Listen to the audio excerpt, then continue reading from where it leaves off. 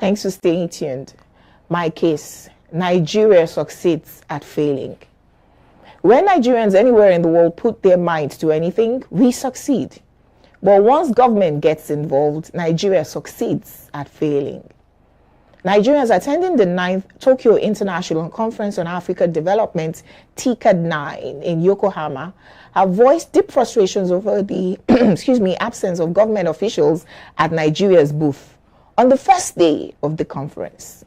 The three-day summit, running from Wednesday, August 20 to Friday, August 22, 2025, brings together key stakeholders from across Africa and Japan to discuss development partnerships, innovation, and trade. However, the Nigerian booth was notably empty, leaving a Nigerian attendee, Alawode Idris, to step in as consul for the day. While sad that he had to be answering questions he was not prepared for, he expressed excitement on X about using residual knowledge from investments to answer attendees' questions on topics ranging from solid minerals, land mining, housing, manufacturing to automobiles. It seems like this exposure embarrassed the Nigerian government, and a charge d'affaires was sent to the conference at 6:32 p.m. They claimed the booth was not abandoned, but that the Nigerian exhibition had not been opened. Every other country opened their booth on Wednesday. Nigeria was waiting till Friday to open theirs. Aren't the first and last days of any event the most important days? Idris said he had been criticized for exposing the embarrassing situation.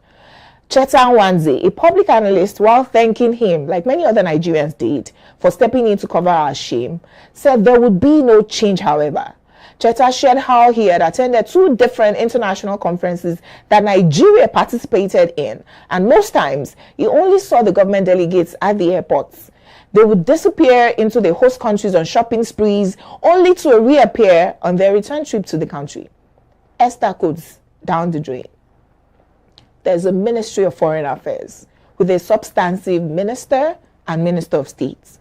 There's a Diaspora Commission. There's a Nigerian embassy in Japan. If there's no politically appointed ambassador, which itself is another failure, there are embassy staff. If they're so short-staffed to man the Nigerian booth, why show interest in this conference in the first place and embarrass the country? Here's my verdict. You see the government officials and political leaders we complain about every day. They come from amongst us. A lot of us are corrupt. We have normalized being lax at our duties and giving excuses for bad behavior. And as always, there was tribal bigotry also attached to this case. Someone said if it was an Ebuka that exposed the embarrassing situation rather than an Ayodeji, they would leave the real issue to accuse his tribe of always demarketing Nigeria. It's true that some APC minions do that when faced with an embarrassing situation they cannot defend. When are we ever going to agree to be one Nigeria, united by one vision? More than anything else, I think Nigeria needs a referendum. More than 400 nations in one can never work together except we agree. Until we do agree, we will continue to complain about everything concerning government, while we, the people, continue to do things that makes the country succeed at failing daily.